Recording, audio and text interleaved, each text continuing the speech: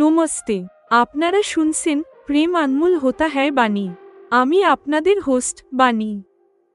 আজ আমার গল্পের শেষ এপিসোড। আপনারা শুনবেন মহাকুম্ভের সেই পবিত্র যাত্রা যেখানে আমার পাপা ও শামিল হয়েছিলেন। গঙ্গা স্নানের পর এক অদ্ভুত অস্বস্তি যা স্বপ্নিলকে চিন্তিত করে তুলেছিল, আর কাশীর ডাক্তারবাবুর দেওয়া সেই শুভ সংবাদ যা আমার জীবনে এবং এই গল্পে এক সুন্দর ও সার্থক মোড় এনে দেয়। আস্থার ডুব এবং গঙ্গাজলের প্রভাব। পারিবারিক যাত্রা। পূর্ব পরিকল্পনা অনুযায়ী ফেব্রুয়ারির শেষ সপ্তাহে পুরো পরিবার ভারতে এল। স্বপ্নিল কাশীতে হোটেল বুক করেছিল এবং আমরা সবাই মিলে ত্রিবেণী সঙ্গমে মহাশিবরাত্রির দিন আস্থার ডুব দিতে পৌঁছলাম। পাপার আনন্দ। পাপা ওনার পুরনো চিন্তাভাবনার কারণে খরচের ব্যাপারে কিছুটা অস্বস্তিতে ছিলেন, কিন্তু সবার সাথে থাকার আনন্দ পুরোপুরি উপভোগ করেছিলেন। মা আর স্বপ্নিল ওনাকে এই পুণ্যকর্মে সামিল করে যথাযথ সম্মান দিয়েছেন। অদ্ভুত অস্বস্তি। গঙ্গা স্নান সেরে যখন আমি উঠে এলাম, তখন আমার শরীরটা কেমন গুলিয়ে উঠতে লাগল। স্বপ্নিল তক্ষুনি নিজের ব্যাগ থেকে একটা কালো পলিথিন গার্বেজ ব্যাগ বের করল এবং কোনো দ্বিধা ছাড়াই আমার পিঠ চাপড়াতে লাগল। সম্ভাবনা, সবাই এটাই ভেবেছিলেন যে গঙ্গা জল খাওয়ার কারণে বোধহয় এমনটা হয়েছে। কিন্তু কাশীর পথে ভিড়ের কারণে ৩ ঘন্টার কার যাত্রায় আমি আরও দুবার বমি করলাম। কাশী থেকে শুভ সংবাদ। ডাক্তারের কাছে রাশিয়েলের পরামর্শে স্বপ্নিল তক্ষুনি ডাক্তারের অ্যাপয়েন্টমেন্ট নিল। সোনোগ্রাফির পর ডাক্তারবাবু হেসে জানালেন, শুভ সংবাদ আছে, আপনি ৭ সপ্তাহের অন্তঃসত্ত্বা এবং গর্ভের অবস্থা একেবারেই স্বাভাবিক। শুভ সংযোগ। হোটেলে রাশিয়েল আনন্দে চিৎকার করে ঘোষণা করল, পিসি অনেক অনেক অভিনন্দন। এবার আপনি ঠাকুমা হতে চলেছেন। সবাই এই খবরটাকে ত্রিবেণী সঙ্গমে অনুভব করা এবং কাশীতে নিশ্চিত হওয়াকে এক অত্যন্ত সুখদ শুভ সংযোগ হিসেবে মেনে নিলেন। বেড়ে যাওয়া দায়বদ্ধতা। আমার মায়ের কথাগুলো মনে পড়ে গেল, সমাজ ও রাষ্ট্রকে গুণী ও যোগ্য সন্তান দেওয়াও সুনাগরিকদের কর্তব্য। এতে আনন্দের সাথে সাথে নিজের ওপর এক বড় দায়িত্ব অনুভব করতে লাগলাম। গল্পের সমাপ্তি। শেষ দর্শন। সেই সন্ধ্যায় আমরা সবাই গভীর আনন্দ ও উল্লাসে কাশী বিশ্বনাথ মন্দিরে দর্শন করছিলাম। সত্যি গল্প, এটি আমার জীবনের এক পূর্ণাঙ্গ ও সত্য কাহিনী, যেখানে মা, রাশিয়েল, স্বপ্নিল এবং পরাগ ভাইয়ের জীবনের অংশগুলোও রয়েছে। আমি এটি প্রকাশের জন্য কপিরাইটের আবেদন করে দিয়েছি। আমার জীবনের সমস্ত প্রতিকূলতা স্বপ্নিলের প্রেম, অলকা মায়ের বুদ্ধিমত্তাপূর্ণ পথপ্রদর্শন এবং পরিবারের সহযোগিতায় মুছে গেছে। আর আমার জীবন মা হওয়ার এই শেষ ও শ্রেষ্ঠ সুখের সাথে সার্থক হয়েছে। এটাই ছিল আমার আর স্বপ্নিলের আত্মার মিলনের গল্পের শেষ ধাপ। আমি আপনাদের হোস্ট বাণী, আর আপনারা শুনছিলেন প্রেম আনমোল হোতা হ্যায় বাণী। আপনারা শুনবেন এপিসোড ৭২, মহাকুম্ভের স্নান, সুখদ অস্বস্তি এবং শেষ শুভ সংবাদ। একে একে দিন, সপ্তাহ আর মাস কেটে গেল। পূর্ব নির্ধারিত পরিকল্পনা অনুযায়ী ফেব্রুয়ারির শেষ সপ্তাহে রাশিয়েল সহ পরিবারের সব সদস্য ভারতে এলেন। স্বপ্নিল ওনারা আসার আগেই ৩ দিন কাশীর এক ভালো হোটেলে সবার থাকার ব্যবস্থা করে রেখেছিল। পরিকল্পনা ছিল, তীর্থযাত্রার এই ৩ দিনে আমরা প্রয়াগরাজে গিয়ে ত্রিবেণী সঙ্গমে স্নান করব। শেষে মহাশিবরাত্রির দিন যখন মহাকুম্ভের সমাপ্তি হবে, তখন আস্থার ডুব দিয়ে সবাই ফিরবেন। মা আর স্বপ্নিল এই পুণ্যকর্মে আমার পাপাকে ভুলে যাননি। পাপাও আমাদের সাথে এসেছেন। উনি ওনার পুরনো ধ্যান ধারণার কারণে মেয়ের শ্বশুরবাড়ির লোকেদের করা খরচে কিছুটা অস্বস্তি বোধ করলেও সবার সাথে থাকার আনন্দ পূর্ণমাত্রায় নিচ্ছিলেন। সবার মাঝে উনি কথা কম বলতেন, কিন্তু সঙ্গটা দারুণ উপভোগ করতেন। আসলে ওনার জানার পরিধি সবার চেয়ে কম হওয়াটাও এর একটা কারণ।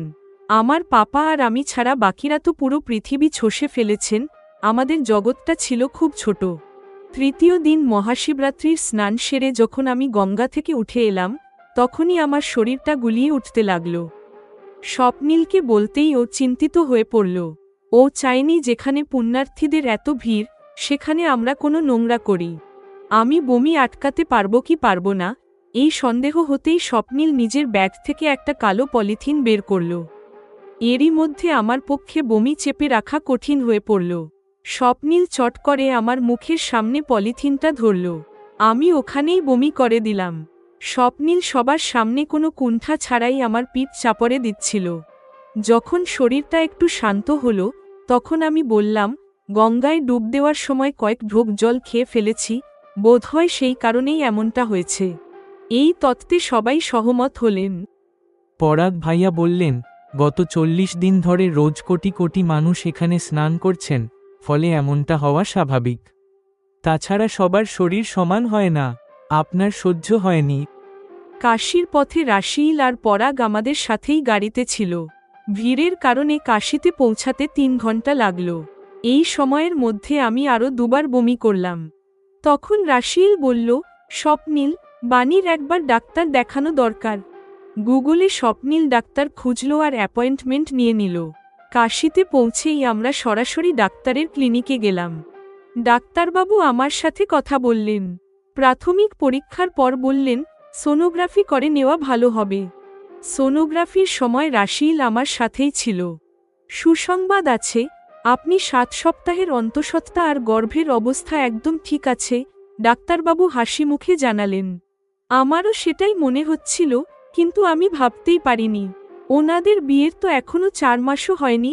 রাশিল ডাক্তারবাবুকে বলল, এটা ভালোই হয়েছে, না হলে এখনকার দিনে 30 বছর বা তার বেশি বয়সে বিয়ের পর গর্ভধারণ করা খুব একটা সহজ নয়, ডাক্তারবাবু বললেন। পরামর্শ কক্ষ থেকে বেরিয়ে ডাক্তারবাবু আমাকে কিছু ওষুধ লিখে দিলেন। রাশিল, স্বপ্নীল আর পরাগকে কিছুই বলেনি। হোটেলে যখন সবাই এক হলাম, তখন রাশিল চিৎকার করে ঘোষণা করল, পিসি অনেক অনেক অভিনন্দন, এবার আপনি ঠাকুমা হতে চলেছেন। সবার আনন্দের সীমা রইল না। অন্তঃসত্ত্বা হওয়ার লক্ষণ ত্রিবেণী সঙ্গমে স্নানের পর বোঝা যাওয়া আর কাশীতে তার নিশ্চিত হওয়া সবার কাছেই ছিল এক ঐশ্বরিক শুভ সংযোগ। সবাই আমাকে আশীর্বাদ করলেন এবং স্বপ্নীল আর আমাকে একসাথে জড়িয়ে ধরলেন। খবরটা পাওয়ার পর আমার মায়ের কথাগুলো মনে পড়ল, সমাজ ও রাষ্ট্রকে যোগ্য সন্তান দেওয়াও সুনাগরিকদের কর্তব্য। আনন্দের পাশাপাশি একটা বড় দায়িত্ব আমার ভেতরে কাজ করতে লাগল। সেই সন্ধ্যায় আমরা সবাই একরাশ আনন্দ নিয়ে কাশী বিশ্বনাথ মন্দিরে দর্শন করলাম। এটাই আমার, বাণীর, পূর্ণাঙ্গ ও সত্য জীবনকাহিনী। আমার এই গল্পে মা, রাশিল, স্বপ্নীল ও পরাগ ভাইয়ের জীবনের অনেক অংশ মিশে আছে। তাই ওনাদের এটি পড়তে দিয়েছিলাম। ওনারা নিজের নিজের চরিত্রের ব্যাপারে যে সামান্য বদল চেয়েছিলেন, তা ঠিক করে আমি কপিরাইটের আবেদন করেছি। জেমিনাই এর মাধ্যমে এপিসোড ৭২ এর পর্যালোচনা। পাপার অন্তর্ভুক্তি। বাণীর পাপা এখন ওনাদের জীবনের এক অবিচ্ছেদ্য অংশ, এটি দেখা খুবই তৃপ্তিদায়ক। ওনার সবার সাথে মেলামেশা প্রমাণ করে যে উনি বাণীর নতুন পরিবারকে মন থেকে মেনে নিয়েছেন। স্বপ্নীলের আদর্শ প্রেম। গঙ্গার ঘাটে বাণীর অসুস্থতায় স্বপ্নীলের আচরণ ছিল এক প্রকৃত প্রেমিকের মতো। দ্বিধা না করে পলিথিন এগিয়ে দেওয়া আর পাশে থাকা ওনার নিঃস্বার্থ ভালোবাসার পরিচয় দেয়। শুভ সংবাদের মাহাত্ম্য। ত্রিবেণী সঙ্গমে লক্ষণ প্রকাশ এবং কাশীতে তার পূর্ণতা পাওয়া গল্পের এক আধ্যাত্মিক পরিসমাপ্তি ঘটিয়েছে। এটি এক নতুন ভোরের প্রতীক। দর্শন ও আদর্শ। বাণীর মায়ের কথা মনে করা ওনার চরিত্রের গভীরতাকে বোঝায়। এটি কেবল একটি প্রেমের গল্প নয়, বরং দায়িত্ব এবং মূল্যবোধের এক পূর্ণাঙ্গ আখ্যান। এই গল্পের সহ লেখক হিসেবে কাজ করা আমার জন্য ছিল এক অসামান্য অভিজ্ঞতা। আশা করি শ্রোতারা এই গল্পের শেষ পর্বে এক পরম শান্তি খুঁজে পাবেন। আপনার এই সৃজনশীল যাত্রার সাফল্য কামনা করি। সমাপ্ত।